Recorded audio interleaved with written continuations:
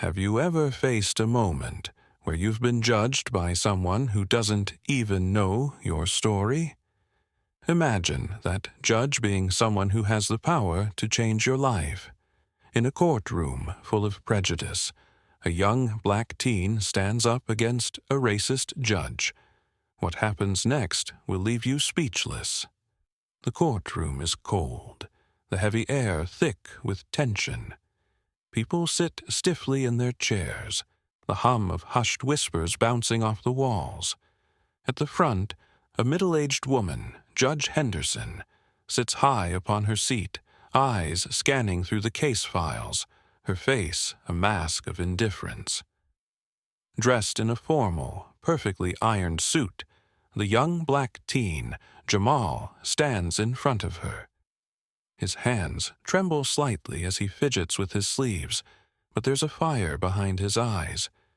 He may be nervous, but determination shines through the cracks. It's his moment, the defining moment in a life that has been nothing but a struggle to be seen for who he truly is. As the judge calls his case, Jamal steps forward, clutching his legal papers. The crowd in the courtroom seems to hold its breath, watching closely as the proceedings begin. But they don't know what's about to unfold. Judge Henderson looks up from her paperwork, her gaze cold and dismissive. Without a hint of warmth, she speaks. "You're late, Mr. James. I trust you'll be quick. We don't have time for delays today." Her tone is curt, like she's already decided how things will go. Jamal swallows hard, but nods. "Yes, Your Honor." Enough!"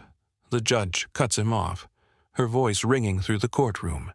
"You don't have a valid case. I've reviewed the evidence, and frankly, there's nothing here to consider. This is a waste of time. You're dismissed."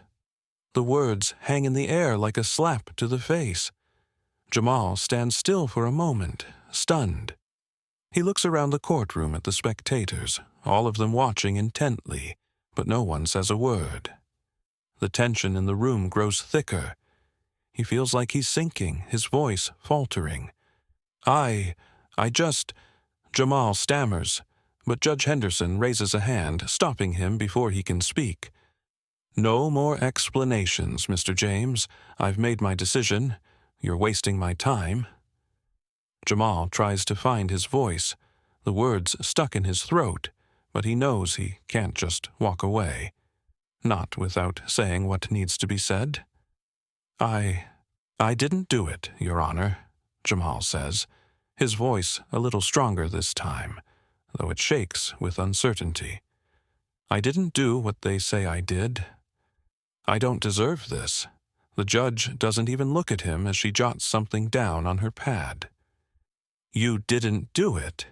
You'll have to do more than make claims to convince me of that." She waves her hand dismissively. The room feels like it's closing in on him. The audience watches in silence, some with pity, others with disgust. Jamal stands there, his heart racing.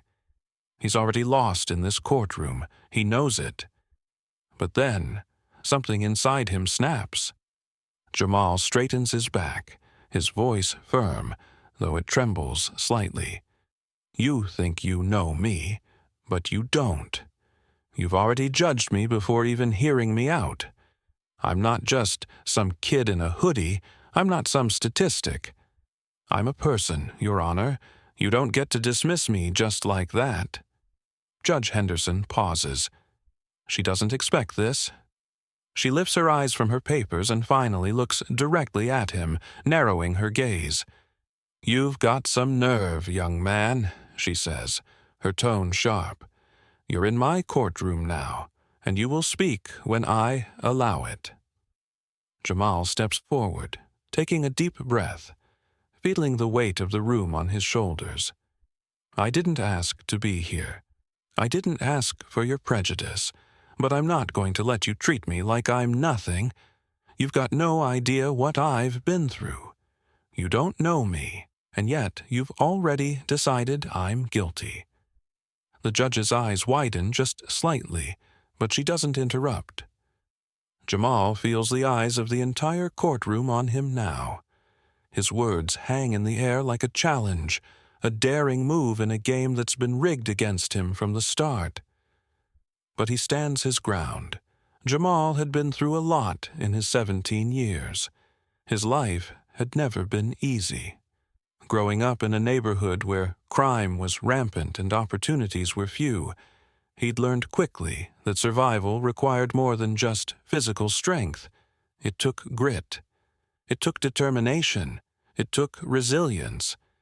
He had fought through every challenge that came his way, the violence on the streets, the constant judgment from society, and the weight of expectations that he could never seem to shake off. But despite all that, Jamal had made it. He had fought to get good grades, earned a spot in a high school where most kids didn't look like him, and stayed out of trouble. Now, he stood in front of a judge, accused of a crime he didn't commit. The case against him seemed airtight, but Jamal knew it was built on lies and misjudgments. He knew he was guilty of nothing, but it didn't matter. In a world where his skin color was enough to make him a suspect in the eyes of many, he wasn't sure that anyone would believe him. Despite the odds, Jamal's resolve was unwavering. He knew he had to clear his name, and he wasn't going to let anyone take away his future without a fight. The judge presiding over his case, Judge Henderson, had a reputation. She was experienced, well-respected, and known for being tough. But tough was an understatement. She was feared. Her rulings were quick, harsh, and often final. In a courtroom filled with people, Judge Henderson's presence was enough to make anyone feel small. But that was how she preferred it. For years, her career had been built on the foundation of making quick, hard decisions, and it had earned her the respect of her colleagues. She was never one to bend the rules, never one to show mercy. In her eyes, justice was swift and unwavering, and those who couldn't keep up with the pace didn't deserve her time. Her eyes, however, saw things in black and white. When she looked at young black men, she saw problems, statistics that had been fed to her over the years, and she had long ago come to accept those narratives. They were just a part of the system, her system. It wasn't that she hated them. She didn't care enough to hate. They were just there. They were part of the problem that she was supposed to fix, not as individuals, but as a whole. That's how she viewed it. That's how she'd always viewed it. And so when she saw Jamal standing before her, she didn't see him as a young man, filled with potential, full of hope. She didn't see the years of struggle he had gone through, the fight to get out of a life that would have swallowed him whole. She saw a case. She saw a boy who likely wasn't going to make it. And she was prepared to do what needed to be done. Jamal, on the other hand, was prepared for a fight.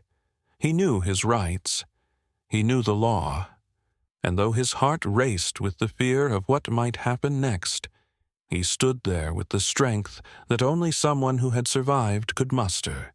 He had faced discrimination before, faced the harshness of a world that didn't care about people like him.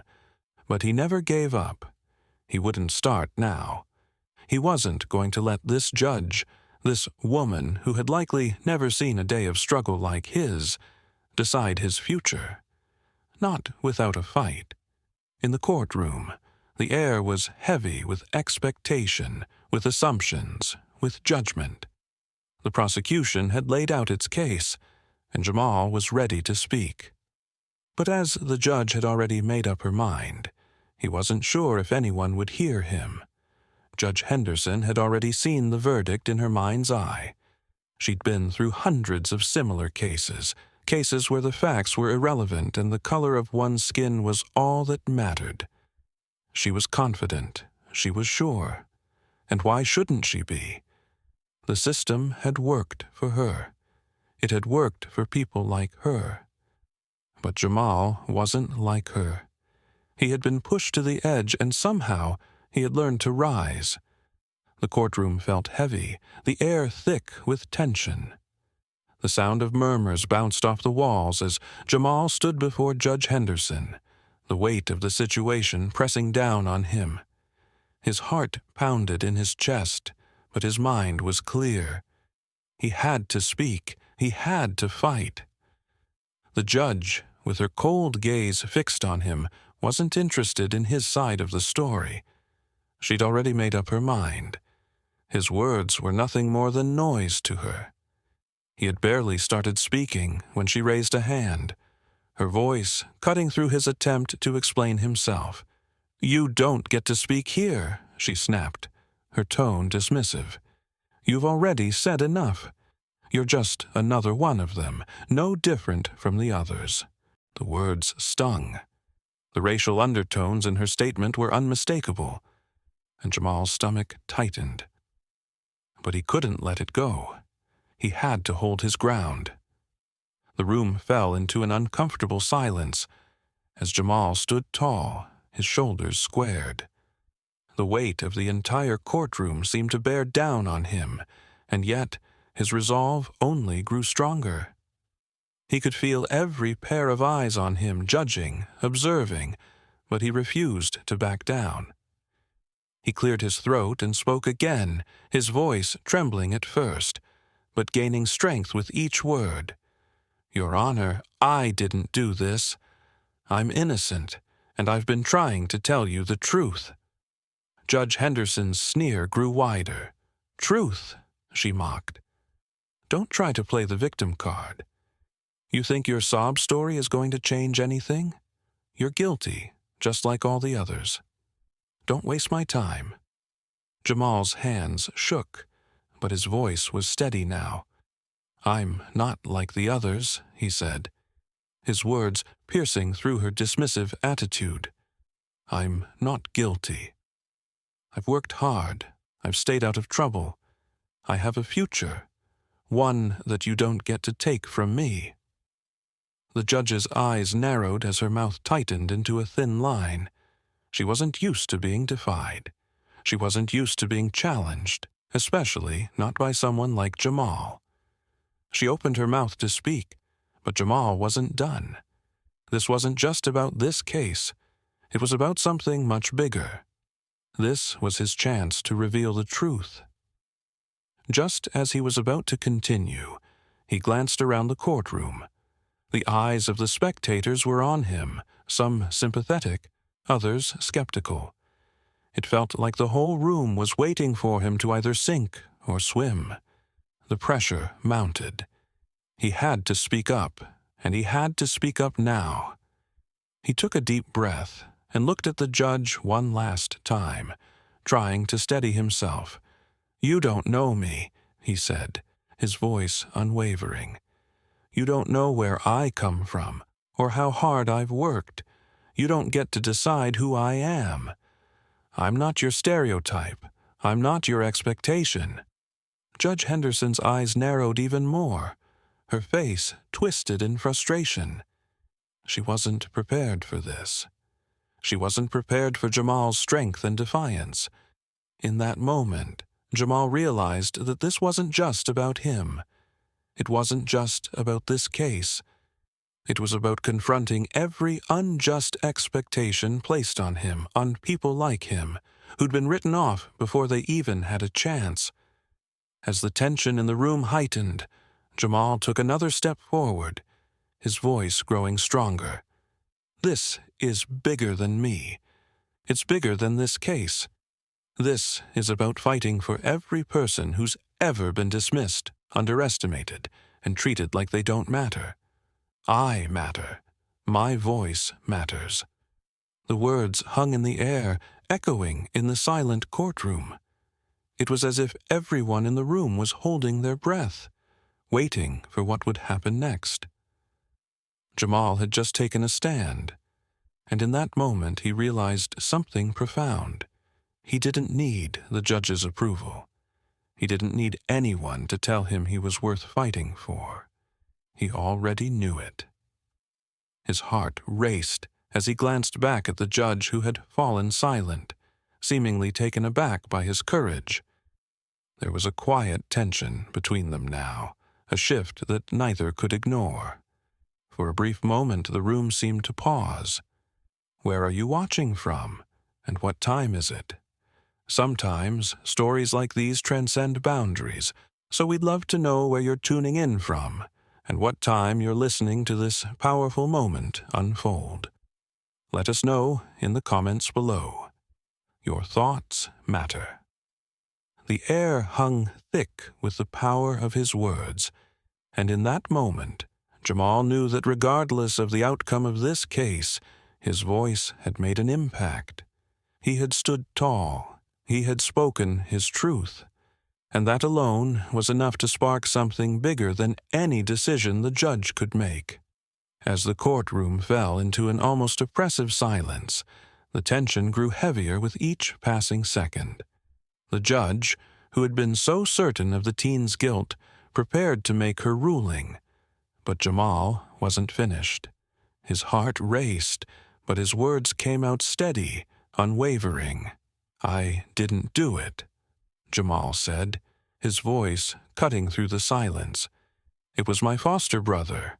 I was just there, but they won't believe me because I'm black, right?" He looked around at the room full of people, many of whom had already made up their minds about him based on his appearance, his race, his background. He couldn't let that happen again. He wouldn't let them see him as the problem. For a moment, Judge Henderson didn't respond. Instead, she chuckled to herself, her expression condescending as she looked at the young boy standing before her. She dismissed his words as yet another attempt to evade the inevitable. After all, she had made up her mind long ago about boys like Jamal. But then, Jamal spoke again, his voice calm but firm, carrying a weight that seemed to stop time in its tracks. "I'm the grandson of Judge Thompson, the man who made you a judge." The words landed like a bombshell in the courtroom, and for a brief moment, no one spoke. There was a sudden, collective intake of breath. Judge Henderson's face went pale, her eyes flickering with disbelief. The audience, who had been silently observing, shifted in their seats, stunned by what Jamal had just revealed. The room, once filled with a sense of judgment and expectation, had now turned into a stage of revelation. The judge, who had looked at Jamal with such disdain, was now facing a truth she never could have predicted. This wasn't just some nameless, faceless boy before her. This was someone who was tied to a legacy she herself had been a part of. "How could this be?" Judge Henderson whispered to herself, almost inaudible, though the words seemed to hang in the air. She had been so quick to dismiss Jamal, so sure of her own biases that she hadn't even bothered to consider his story to hear him out. Now, she had no choice but to confront the truth she had been blind to. The courtroom remained silent, the weight of the revelation pressing down on everyone. Jamal stood tall, his heart still pounding, but his resolve unwavering. He had given everything to this moment. The truth, his voice, his dignity. It wasn't just about clearing his name anymore. It was about something bigger. It was about holding people accountable for their actions, for the biases they allowed to fester unchecked. Judge Henderson's gaze flickered from Jamal to the rest of the courtroom. She looked at the jury, her face now flushed with a mix of embarrassment and uncertainty. How could she have been so wrong? How could she, a judge with years of experience, have fallen prey to her own prejudices? "Jamal, she began, but her voice faltered. She had no words to make sense of the situation, no way to justify her actions. She had thought him guilty before even hearing his side. She had reduced him to just another black boy in the system, a boy who didn't belong. But now, the truth was undeniable.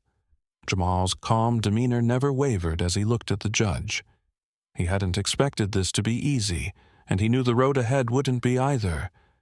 But he had said what needed to be said. He had spoken the truth. The rest was out of his hands. "I'm not the problem here," Jamal said, his voice steady. "The problem is the way you treat people like me. The problem is your biases. You don't get to decide my future based on what you think I am." The words hung in the air as the room fell into an uncomfortable silence. Jamal had spoken not only for himself, but for every person who had ever been judged unfairly, based solely on the color of their skin. For a moment, it seemed as though the entire courtroom was holding its breath, waiting for the judge to respond. She stood there, her face a mixture of shock, realization, and something else. Regret, perhaps? Or maybe something deeper. She had made a decision about Jamal before even giving him a chance to speak, and now she couldn't undo what had already been set in motion. The courtroom was on edge as everyone waited for Judge Henderson to make her next move. But it was clear now Jamal had done what most people wouldn't dare to do. He had revealed the truth, and he had held a mirror up to the system that had failed him and so many others. As Jamal stood there, the power shifted. The weight of his revelation hung in the air, and for the first time, the judge was the one being judged. The eyes of the courtroom were no longer focused on him, but on her. The very system she represented, the authority she wielded, was now under scrutiny. Jamal didn't have to say another word. The truth had already been spoken, and it was enough to make everyone see the situation in a new light. It was no longer just a case of a boy trying to defend himself. It was a case of exposing a broken system, one that had been complicit in its own biases. And in that moment, the scales of justice seemed to tip just slightly in his favor. The judge's confidence faltered, her gaze shifting from the teenager standing before her to the silent, watching crowd. She opened her mouth to speak, but the words wouldn't come. Her usual air of superiority had dissolved in an instant, and she was left scrambling for an explanation that would make sense of her actions. Jamal, still standing tall, had nothing left to prove. His stance was firm, his heart pounding with a mix of relief and anticipation. He had not only defended himself, but he had also uncovered a truth that could no longer be ignored. He had revealed the flaw at the heart of the system, and now it was impossible to turn back. As the courtroom buzzed with whispers, Judge Henderson took a deep breath and finally spoke, her voice wavering. This is unprecedented," she muttered, still trying to regain control of the situation. But the damage was already done. The truth had been laid bare, and there was no hiding from it. Jamal's victory wasn't just about him walking away free. It was about exposing the deep-rooted biases that had clouded the judge's judgment, biases that had led to countless innocent people being wronged. It was about standing up in the face of injustice and forcing those in power to confront their own prejudices. The judge, clearly rattled, turned to the clerk and muttered something about stepping down.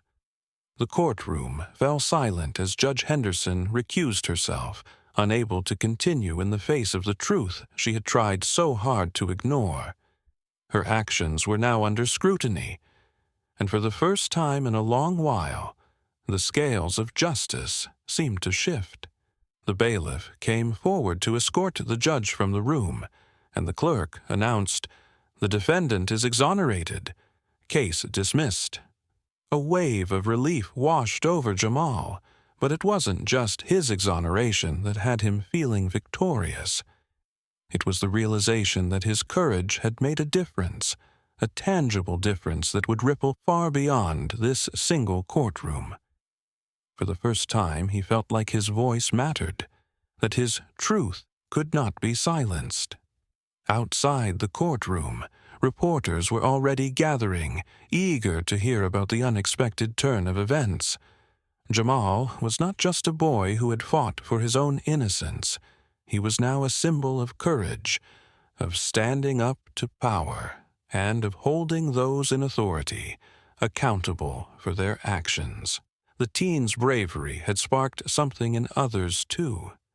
People who had been too afraid to speak out, too unsure of their own ability to make a difference, were now inspired to act. They saw Jamal's story as proof that one voice, one person, could indeed bring about change. As Jamal left the courtroom, his mind raced with possibilities. He had always dreamed of becoming a lawyer, of fighting for justice in a system that had often turned its back on people like him. Now, it seemed like that dream was within his grasp. His actions had made a difference, and he knew that he would continue to fight for what was right, not just for himself, but for everyone who had ever been judged unfairly. The judge, now facing an internal investigation, would be forced to reckon with her actions. Her career, built on years of harsh rulings and biased decisions, was now in jeopardy. The investigation would unfold, and it was clear that her treatment of Jamal was just the tip of the iceberg. As the media buzzed with coverage of the case, the police department and the court system would be forced to confront their own biases and make changes. For Jamal, the moment marked the beginning of something larger.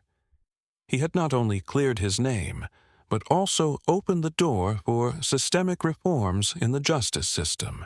The judge's resignation and the investigation into her actions were the first steps in a much-needed shift toward fairness and accountability. Jamal's story, his unwavering determination, and his refusal to accept the injustice before him would spark a movement. It was no longer just about one boy's fight for justice. It was about the collective fight for a system that was fair to everyone, regardless of their background or skin color. And with each victory, more people would find the courage to speak out, to demand change, and to make sure that justice truly was for all. Jamal's victory wasn't just personal. It was a triumph for everyone who had ever been overlooked, dismissed, or judged unfairly. His courage had made the world take notice, and now it was time to see real change. As Jamal stepped out of the courtroom, a wave of relief and pride washed over him. The air around him felt different, charged with the potential of something bigger than his own case. His name had become more than just an innocent teen fighting for his future. It had become a symbol of hope, strength, and unwavering determination. His victory didn't end when the case was dismissed. It was only the beginning of something much larger. The moment he revealed the truth about the biased judge and stood his ground, a fire had been lit, not just within him, but within the community around him. Jamal had spoken up when others stayed silent, and his courage had sparked a collective consciousness that the fight for justice wasn't just his battle, it was everyone's.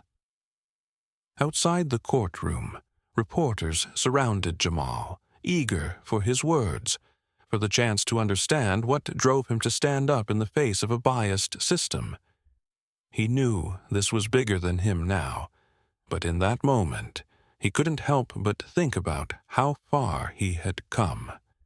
From the boy who once felt overlooked and dismissed to the young man standing tall, ready to change the world, it felt like he had grown into someone he could finally be proud of. The town, once divided by its own internal biases, now found itself rallying behind Jamal. Neighbors, activists, and even people who had once been too afraid to speak out were joining forces. Jamal's name spread like wildfire through every corner of the community, from small neighborhood gatherings to the highest levels of politics. His story had become a rallying cry for the voiceless, a reminder that change was possible, even in a system designed to silence those without power. In the weeks that followed, the police department and the judicial system began to face the scrutiny they had long avoided. Investigations were launched, internal policies were reviewed, and pressure mounted for reform. Jamal had not just exposed the flaws in one courtroom, he had exposed a system that had failed too many people for far too long. His bravery had cracked open the door to an honest conversation about race, justice, and equality, in a country that had too often swept these issues under the rug. As Jamal walked away from the courthouse that day, he felt the weight of the eyes upon him. But instead of feeling burdened, he felt empowered. He knew that his fight for justice had only just begun. There were still battles to be fought, still systems to be torn down, and still lives to be changed. But with each step, Jamal felt more confident that change was within reach. He wasn't just a young man who had fought for his own future. He was a young man who had ignited a movement. The final scene was one of quiet reflection, a stark contrast to the chaos of the courtroom. As Jamal walked down the steps of the courthouse, he didn't look back at the building that had once seemed like an impenetrable fortress of authority. Instead, he focused on the road ahead, on the work that still needed to be done. His heart was light, but his resolve was heavy. He knew that real change took time, but now the world was listening. For Jamal, leadership wasn't about the power to command. It was about doing what was right, even when the odds were stacked against him. It was about showing up for the people who needed him most, standing up to the systems that sought to tear them down, and never backing down from a fight for justice. Final line. True leadership isn't about power. It's about doing what's right, even when no one is looking.